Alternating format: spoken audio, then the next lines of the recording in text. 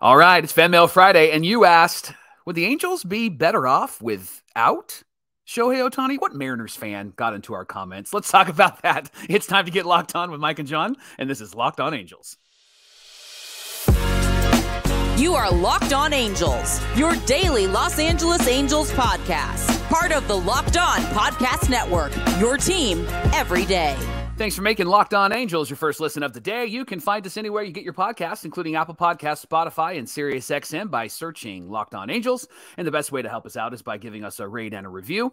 And if you're watching on YouTube, make sure that you're subscribed and click that bell to be notified every time a new episode drops. Thank you for being here for this episode of Locked On Angels, where it's your team every day. You've got the Frisch Brothers here with you, a.k.a. the Super Halo Bros. My name is John, and that's my brother Mike. And my name is Mike, and that's my brother John. Mike, it's one of our favorite days of the week. It's Fanmail Friday, where we get to take questions from our Locked On Everydayers who are here with us every Monday through Friday talking Angels baseball. By the way, I know the season ends this weekend, but just so you know, we'll be doing 5 episodes a week through the holidays. So probably about mid to late December, we'll go down to 3 episodes, but we'll be here 5 days a week until then. So you can count on us to get into all the conversations you want to hear about your Los Angeles Angels. Or for some of you, Anaheim Angels. I get it.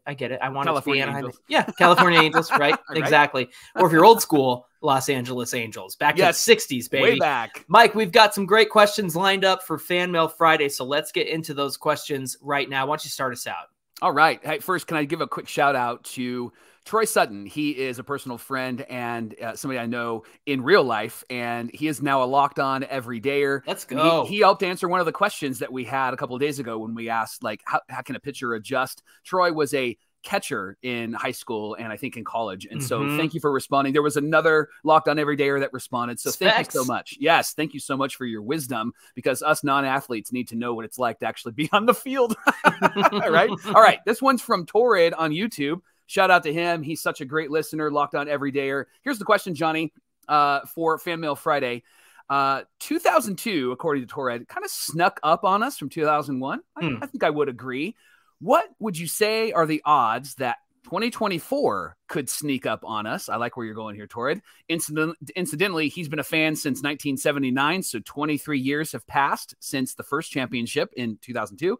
2025 would be another 23 years, John. I like what you're thinking here, Torrid. Torrid is the crux of the Angels' success every 23 years. I love it. Yeah. I love it. Mike, let's compare some of the numbers here. I dug in. So just before we get into that conversation of will it sneak up on us, 2001 versus 2002.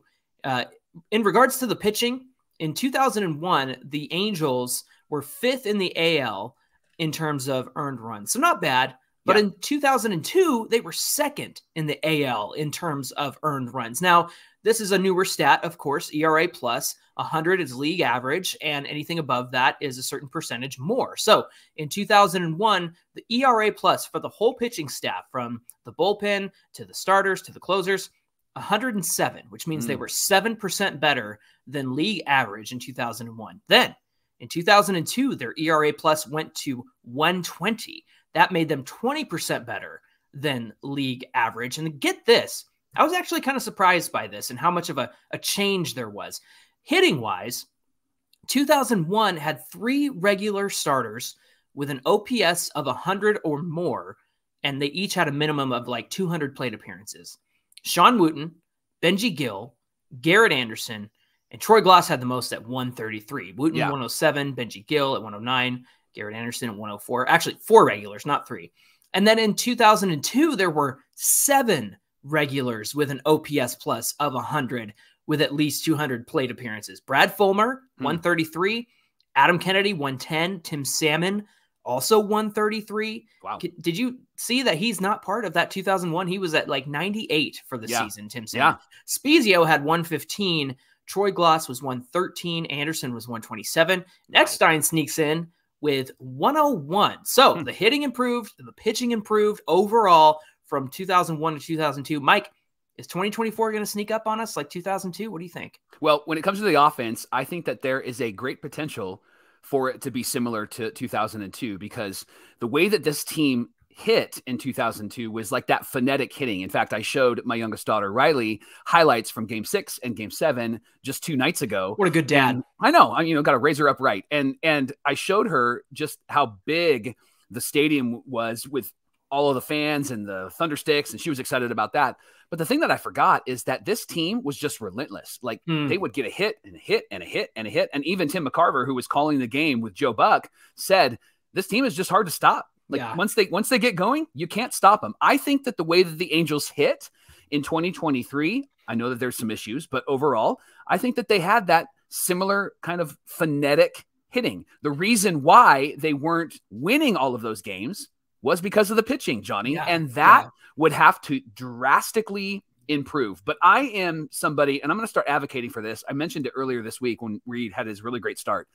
I think that Reed Detmers takes a big step in 2024 and leads this starting rotation, similar to what Jared Washburn did in 2002 and had 18 wins. I also think that the Kevin Appier, Aaron Seeley of this starting rotation is Tyler Anderson. And perhaps Tyler Anderson figures out what he did with the Dodgers and puts it together next season. Maybe he was trying to overperform because he signed this contract. Maybe he was too much in his head. Who knows? We get him some good coaching. Maybe he really adjusts. But for this starting rotation and for this bullpen, if 2024 sneaks up on us, they're going to have to drastically improve, and they're going to have to figure out how to get 2 strikes to 3 strikes and get 2 outs to 3 outs. And they're going to have to figure out how to do shutdown innings, because those were the things that they struggled with mightily in 2023. You know, the runners in scoring position was an issue all season long. But if you look at an example like Tuesday night when the Angels won,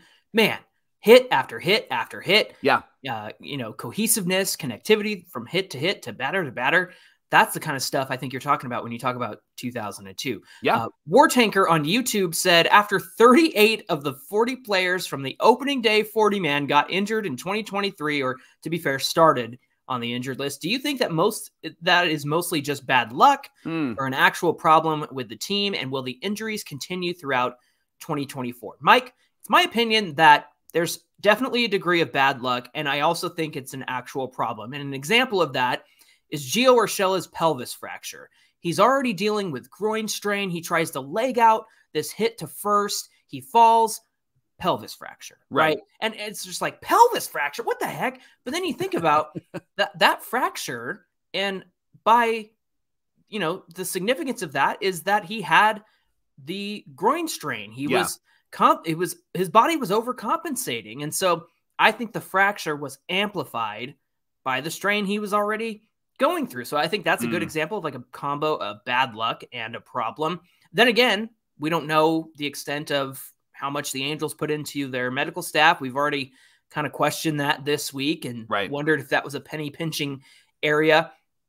One area that concerns me is Mike Trout's comments earlier this week during his, you know, emotional press conference, is that he went out and hired people to help him with his back. And I went, well, isn't that a team thing? Isn't that a team solution? Like, I get that Mike wants to solve this problem, but for him to phrase it that way, like I hired somebody, I got people to do that. And it made me go, well, wait a minute. Why is Mike funding his health when it comes to his job? Like, the job should be there for it. And maybe it's an above and beyond thing, right? These guys can focus completely on him and not have to focus on the entire roster. I get that. And so I wonder if that's a piece to that. And because Mike Trout is Mike Trout, and he's so sick and tired, according to what we saw earlier this week, he's so sick and tired of being hurt. Obviously, he goes out and spends some of the cash that the Angels are giving him so that he can be back on the field. And I would even say that we'll probably see more of that in the offseason. He's probably going to work even harder to make sure that he is healthy and he's available for this team. And to your point, when it comes to some of these injuries being kind of a freak injury, right? With Mike Trout, again, he said his body was in the best shape that he's had. He felt good this year. And then the hamate broke. Like, you can't do anything about that. That's just a baseball injury. It's also a golfing injury because you're constantly using your hands. And so that's where we can kind of affirm, like, kind of a freak injury. This was kind of like a cursed season, so to speak. Absolutely. And I think pace of play is a factor as well. There's faster times between, you know, for pitchers and hitters. Like, it's faster on the mound.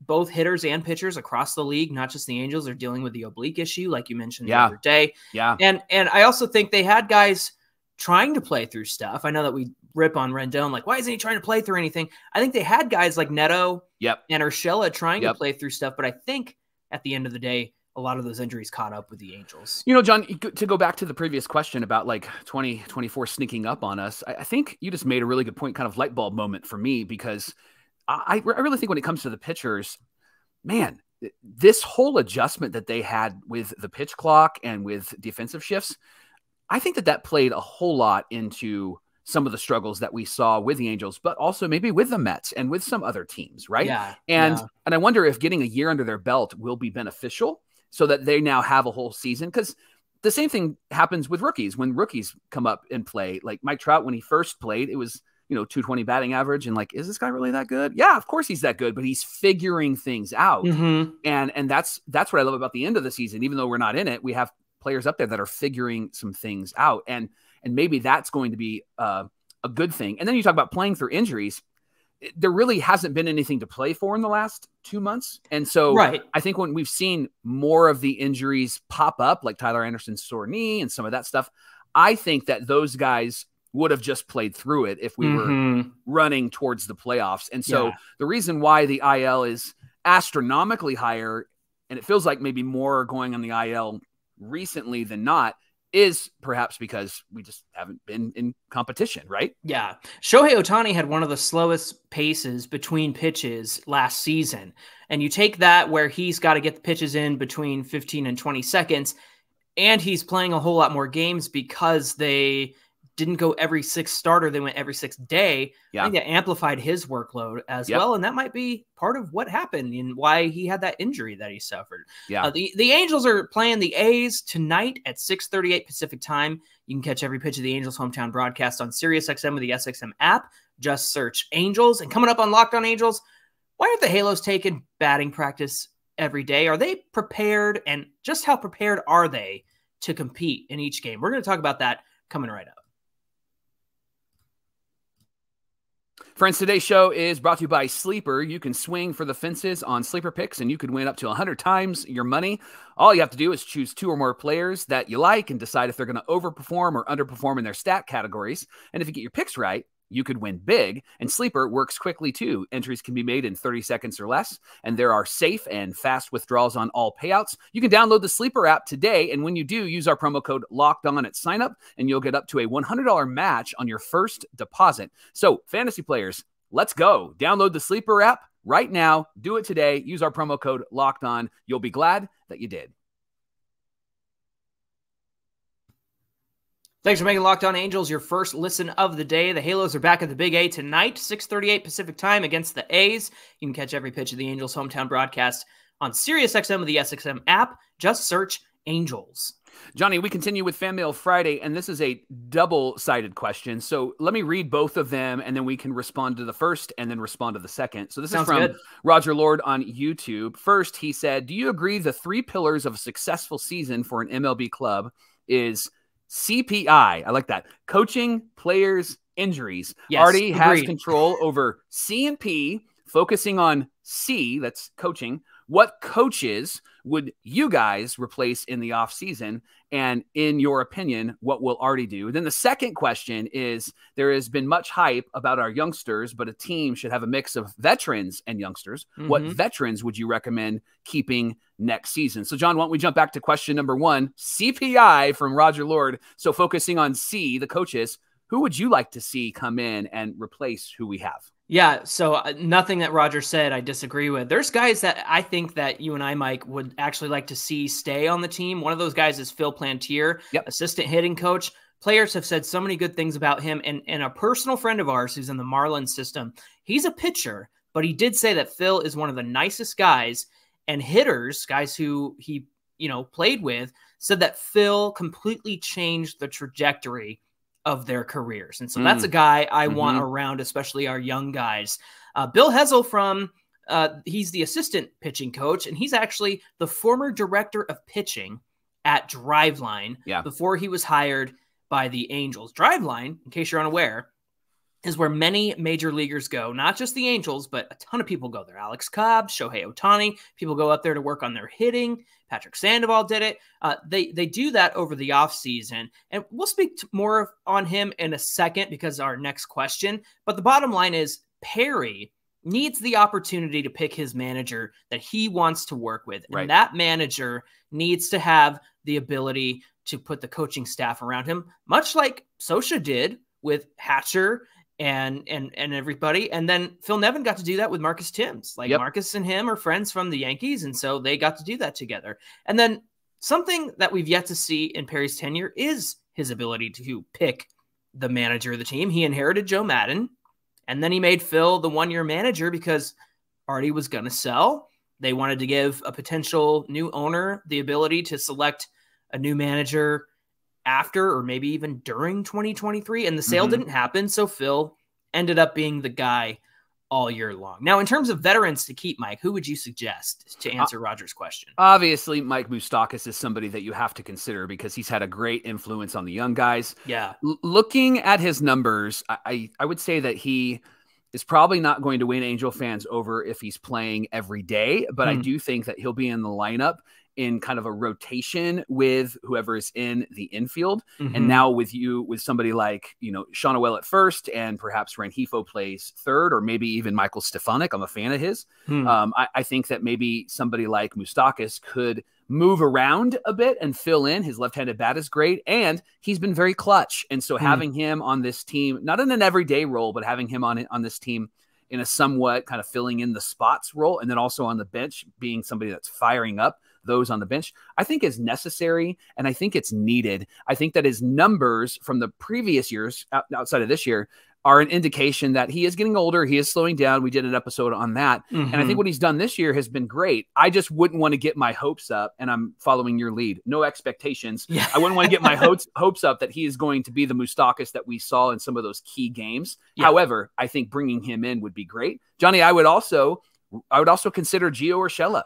And if he is healthy, I think it'd be great to bring him back maybe on a short deal. We didn't get to see what he could do in a full season, but he was certainly a part of the Angels' success at the beginning of the year. Totally. I can remember distinctly mowing my front lawn during a doubleheader and Gio hitting a grand slam, and it caught on my Ring camera, me stopping, listening, and then giving a fist pump. And so because we got to get that video. Oh, it was great. And I loved having him on this team. Plus he can play at a couple of different areas, and he played a little first base too, and proved that he is willing to do that.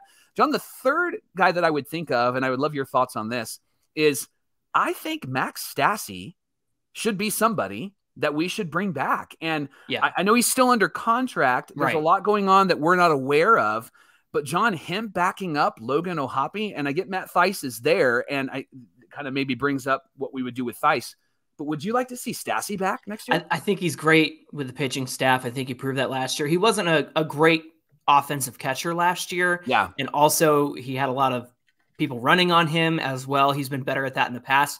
But I think he calls a good game, and I think he's a big reason why the Angels starters had success last season. Hey, Garrick's Apprentice on YouTube said, what are both your guys' thoughts on Bill Hessel and whether he deserves any blame for pitching this year? I know Matt Weiss has been dragged through the mud all year, and perhaps deservingly so, but nothing has been made about the analytic-driven coach in his first year, championed by Patrick Sandoval. I feel he deserves at least some of the blame for how Sandy stagnated, and I don't see and didn't seem to fix anything this year. Regarding Bill Hessel, Mike, he's one of the guys that is kind of behind the scenes, putting together workout plans and regiments and off-season stuff. And then he's putting together pitching strategies. And there was an article from The Athletic in which Patrick Sandoval said he worked with Hessel at Driveline and felt like there was a lot of similarities between working with Hessel and Patrick in the Astros system, because that's where he came from. And he said that they had a lot of info that translated well from info to the players. And so he felt like Hessel being part of the organization was a really good thing.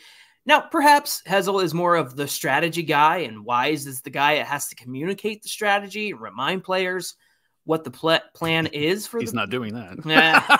And you know what? Maybe, honestly, like maybe there is some blame on Bill Hessel, but it is his first year, and also him not being the pitching coach might be part of it as well. And again, pick a manager and pick a staff that can work well together, and maybe if they get a pitching coach or even move Hessel up to the head pitching coach. I don't know, but two guys who need to work together, I think is going to be the best course in 2024. When you think about Sandoval, and it was mentioned in that question, the thing, this is not to excuse the season he had, but Sandoval had the most unearned runs behind him this year, 23, and the Angels had 91 total. So that means there were a lot of mistakes made behind him. So as much as we would say, man, homie, got to get it together and look at the stats, and did he regress and those types of things? I mean, 23 unearned runs are going to affect you in a really negative way. And so that's hard to blame Sandy, and that's hard to blame Bill Hessel, and that's even hard to blame Matt Wise in that situation. That goes into the next question. Ethan on Twitter said, he said, I wonder if you could look into this idea. I was listening to Baseball is Dead, and Dallas Braden complimented the whole AL West on their preparation in the infield before games, except the Angels. He didn't necessarily put them down. He did say they hit the cages or did BP, but nothing to say good or bad, assuming he didn't want to trash talk about their prep in the infield before games. I think that's a fireable offense for Phil Nevin. The defense has struggled, like Moose and Rendon leads the Angels in errors, and Rengifo has a solid bat, but he struggles defensively. Young guys, Neto and Shawnuel. How are you not practicing when you have teams like the Astros doing it? Sorry for the long one, but this really bothered me. Mike, we brought this up last year when the Angels were struggling with hitting, and Joe Madden went on the record to say that the guys weren't taking batting practice every day. I kind of wonder if this is a holdover from when Joe was here, but again, defensively, 23 earned runs. That's because of the defense, right? Yeah, 23 unearned runs, and we know that Benji Gill met with the infielders and had a couple of pep talks because that was reported on. But with all of these little bugaboos, Johnny, it just seems like that seems to be the easiest thing to clean up. If you're not hitting with runners in scoring position, why are you not out there getting BP? And then also, if you're having a lot of errors, why are you not out there just taking ground balls? That seems to be a simple solution. It's the fundamentals. And just like our nephew said to you recently, this team has forgotten how to be boring and fundamental. And that's the issue with this team, right? And so maybe it would be helpful if the Angels didn't bring back Phil and got somebody like Darren Erstad, who we've been talking about to be the manager. But it seems like they need a new voice. It seems like they need a new direction. And it seems like they need somebody who you're a little bit afraid of. Locked On Everydayer Cope said to me not too long ago that he respected the coaches and managers that he played for in high school and in college. But he said, honestly, I was a little afraid of them. And I wonder if they're not really afraid of Phil Nevin. Right. It makes sense. And again, I think there's plenty of people on the outside looking in at this organization and going, man, I wish I could sink my teeth into that team because I think I could unlock something. Right. Exactly. And I think, honestly, I hope that there's an opportunity for some new voices to come in the offseason. Locked On Angels is brought to you by DoorDash. With DoorDash grocery delivery, you can stock up for the week or order last-minute cravings conveniently. And with DoorDash, you'll get exactly what you ordered, or they are going to make it right. So you can sit back and relax and enjoy quality groceries just like you picked them up yourself. And if you want more value, you can save on all your grocery and restaurant favorites with a $0 delivery fee on all eligible orders with a Dash Pass membership. With easy substitutions right in the app and best-in-class customer support, DoorDash delivers groceries exactly the way that you want it. Right now, you can get 50% off your first DoorDash order up to $20 value when you use our promo code LOCKEDONMLB at checkout. There's a limited supply, limited terms, so get on it right now. That's 50% off using our promo code LOCKEDONMLB when you make your first order with DoorDash today. Mike, we got a great question from Charlie Hess on YouTube. He said, as much as I want Ohtani to stay, it would be best for the club if they moved on. Frees up the DH for resting players off the field or for other uses. Plus, we can go back to a 5-man rotation, then use Ohtani money to go after 2 starting pitchers, along with the pitchers we already have. What are your thoughts on moving Ohtani? So, kind of broke this question down into 3 parts. Let's talk about the DH spot, Mike. It does free up the DH spot. And it's been interesting to watch how the Angels have been using it since Ohtani has been done for the season. I mean, we've seen them take advantage of it with O'Hoppe and Walsh and Moustakas. So O'Hoppe's bat is still in there, but he doesn't necessarily have to catch. Yeah. I think that, honestly, if they had Trout and Rendon getting it more, especially with the issues they've had. I think that would be to their benefit. Now, DHing is not going to keep you from fracturing your tibia or your hamate bone, right? But it will prevent back issues yeah. and hip issues and wrist issues from throwing, things like that. I think they'll really benefit from the DH spot. What about the idea of a 5-man rotation? I mean, the Angels could go back to that, but there are some teams that have actually moved to a 6-man rotation. Astros, Padres, just to name 2 of them. The Angels have the option right now to fill a 6-man rotation if they wanted to. They got Detmers, Sandoval, Silseth, Anderson, Canning, and maybe a potential free agent that could come in. And if they didn't want to do that, maybe Sam Bachman moves into the rotation as well. I mean, there's a lot, right? And I think that they have that option. Maybe they'll do the 5-man rotation next year if Ohtani does not re-sign, and then a 6th starter on days when they need one, like they did with Ohtani this year. It'll be interesting to see what they do there if, again, Ohtani does not come back. Now, potentially spending his contract on other players. I mean, they would have the ability to sign more needed players of the money rather than Ohtani if he doesn't come back. 2 starting pitchers, I think, would be the most ideal. That might be a little bit hard to swing. A pitcher and a bat to match Ohtani's production might be another way to go. So they do have some options there. Now, here's my thoughts on a future without Ohtani. As much as I'd like to see him back, and I would like to see him back, I am just kind of curious about a potential fresh start for the Halos. And not that Ohtani had anything to do with them. Like, he wasn't holding them back, right? Like, I guess what I'm trying to say is, like, more along the lines of just let these guys go out and play without the idea of like, oh, the Angels got to get Ohtani and Trout to the playoffs. And the Angels already blew that. They already blew that idea. Trout and Ohtani to the playoffs is not something that's going to happen with the Angels. And so maybe they can move forward and be pleasantly surprised with the young players they have and not try to make this playoff push. And I think the Angels have the chance to stop being something that they're not, which is what they think they've been, a perennial playoff team the last decade. And again, you and me, this offseason, our mantra, no expectations on this. I'm not worried about it. Serenity now. Serenity now. Mike, Johnny, go ahead. Sorry. When I think about Ohtani, if he does resign, and I'm with you, I would love to have him back. I think that they have to have a really strong manager that can help navigate him being in this clubhouse, because Mad Dog Russo, again, not a fan, but there's one of the things that he did say when he talked about Shohei Ohtani is that Ohtani has a A-Rod kind of vibe about him, not character-wise and not cheating and those types of things. But A-Rod was such a star that he kind of was in his own little world. And with Shohei, he is kind of in his own little world. Now, he is a great clubhouse guy. We've heard all the relationships. I don't think it's his fault. But I think that they need a Phil Jackson-like manager so that when Michael Jordan is in your clubhouse, you're able to manage him well, and you can get Michael Jordan to play with Dennis Rodman. And I think in the same instance, you need to figure out how you can have this once-in-a-lifetime superstar play with somebody like a Nolan Shonowell or a Zach Neto or a Logan O'Hoppe, and it doesn't mess with the culture. It actually benefits the culture. Definitely. Hey, Jacob Kirkup was wondering about if Ohtani transitions to a closer role in his career, could they do that? Would the league's rule of the Ohtani rule still apply? Here's some things you need to consider if Ohtani is a closer. Shohei, I think, is going to come back and try to be a starter for sure. If in the later years he's thinking that closing is an option, I think that he could do it and he would do it well. But here's some things to consider. They will definitely, if there's a rule that needs to be changed, I'm sure they'll let him do it. But you got to factor in a couple of things. Is he going to have enough time to warm up? Yeah. Is he going to be hitting, or is he going to be on base in the inning before he needs to close?